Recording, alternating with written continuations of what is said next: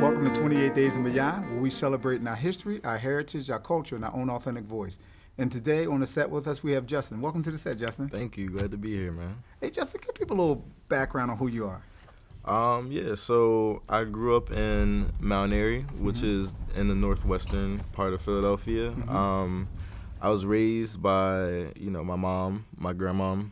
A little later on, my sister came along. So it's kind of the mecca of my upbringing, just raised by women.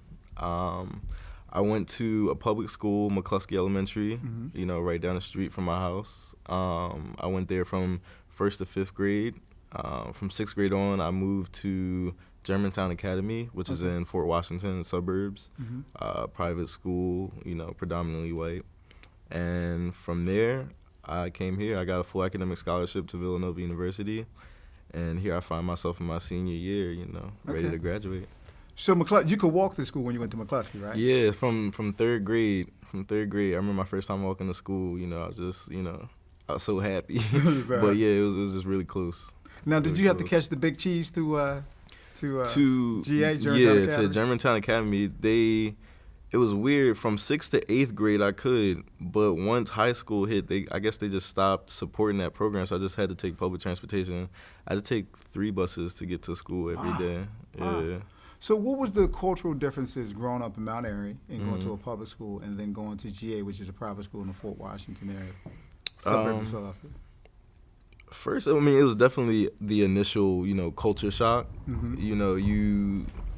You are used to, people looking like you in Mount Airy. Mount Airy, is kind of, is mixed demographically, but in the section I was in was predominantly black. Okay. So, I went to elementary school. You're used to people looking like you, talking like you, listening to the same things, being interested in the same things. So you go to Germantown Academy and, all these people are just different. And it went to a situation where I was, one of the only black people in the class. Wow. I came to Germantown Academy, there were 2 black people in my grade. Wow. And, it's a fairly large school, about, I want to say 500 in the middle school when I came. And so, going to that was just like, whoa. It's just like, all right. Like, it's just that transition. And at first, I feel like I didn't deal with it too well because, it was just so different. I feel like I just didn't fit in. Yeah. People wouldn't talk. It wasn't necessarily, I wouldn't attribute it to like a racism because it was just middle school, or like a prejudice. It was just I was different. I was different. I was physically different, and people saw that. And I'm not sure if everybody was comfortable with that, including me. So, but it's definitely experience getting to see both sides because I would go there, and then every day I would come home. I would come home back to my neighborhood. Wow. And so, getting to see both sides. How they're just diametrically opposites. It's just. So did you ever get into those discussions that you had to, certain questions came to mind, or people would ask you certain questions, you had to break down stereotypes or justify or have those kind of difficult conversations?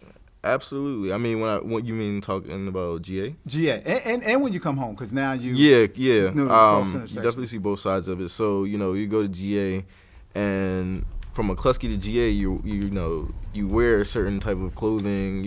I remember I had like, man, I was so lame. Hold on, I had like these like Fat Farm shoes. I had like these jean capris. I thought I was so cool, and then I show up at GA with this. And they're just like, oh, look at your ghetto clothes. And and I'm just like, hold on now, right? It's a strong word. Right, it's strong, right? And people don't realize the strength of that word, especially being kids in middle school. Yeah. So, like I said, it was just different. It was just like a shock. It was just like, what's happening? And then you go back home and, you tell people where I go to school now. I go to a private school in the suburbs. And it's just like, oh, you Oreo now. Oreo, you white now. Yeah, right. And so it wasn't I don't mean to say this like it's just just a mental burden on my mind. I just never fit in anywhere, but it's definitely, you know, a noticeable, a noticeable issue that, you know, here I am stuck in between these two kind of cultures. Who were you able to have those conversations with to help you navigate that, or if you did, or you just managed it on your own? I figured it was part of me just figuring it out for myself, but, you know, at Germantown Academy, there were a few other black people. Okay. We kind of, you know, banded together through that, you know, that same struggle. And then just, you know, just teachers, just mentors, other kids, you know, other racially diverse kids. So we want to dive into, so now you transition from Germantown Academy to PWI, which is Villanova Predominantly White Institution. What are some of the things that, you know, socially that you had to deal with? I know we talked prior to this. One was, you know, making sure the culture don't overwhelm you and staying true to who you are. Can you expound on that? Yeah. So when you asked me that, there was at the beginning of this semester, or it may have been at the end of last semester, some students from the Association for Culture or for Change and Transformation, the ACT Club, they were hosting a protest out at the Oreo, like the main thoroughfare. The Oreo. The Oreo. I mean, that's what it's the statue. It's basically the main thoroughfare of the campus. So, you know, they were hosting a Black Lives Matter protest. Wow.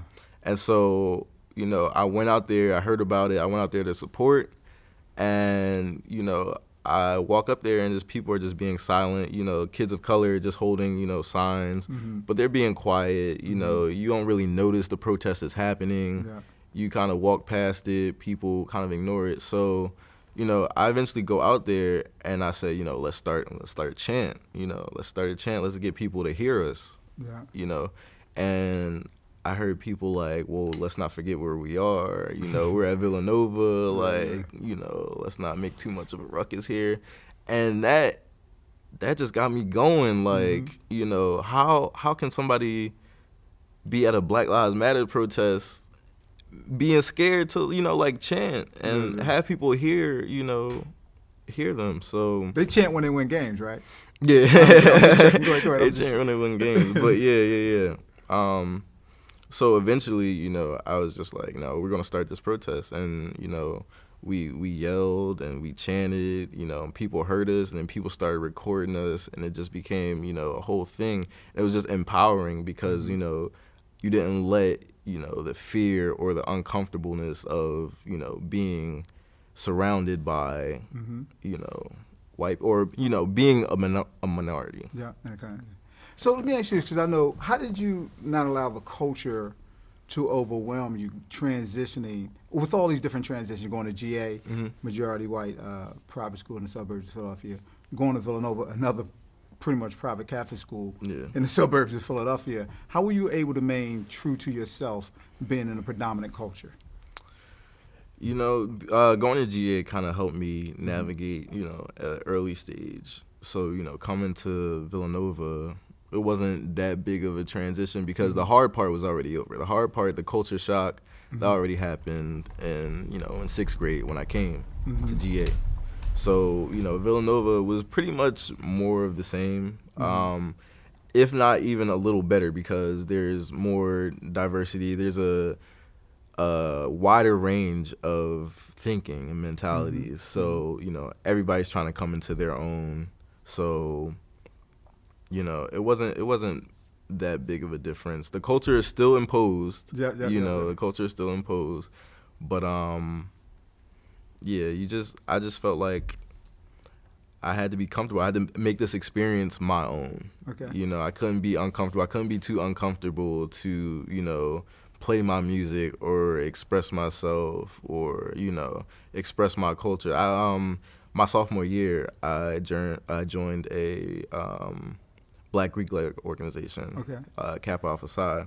And so, you know, I had to be kind of confident enough to kind of say, look, like, we want to express ourselves, we want to express our culture. So, you know, let's have this show at the on the main thoroughfare. Let's have this show at the Oreo where we step and we stroll and we kind of just express our culture. And, you know, that's just. So, Justin, we wrapping up right now. Yeah. We always run out of time when these good conversations started. And you're a senior, right? Yeah, senior now. So what are some ways people can get in contact with you if you want to get some employment going into, breaking into the film industry? So what's the email address you can give? Yeah, so Justin Bullock 94, that's JUSTIN BULLOCK 94 @gmail.com. Okay. Yeah. I appreciate you coming to the cell. Yeah. Hey, thank you and welcome to 28 Days again, where we celebrate our history, our heritage, our culture, and our own authentic voice. And we'd like to thank Justin Bullock for coming to the set. Hey, we ask you to tune in again and have a great day. Yeah.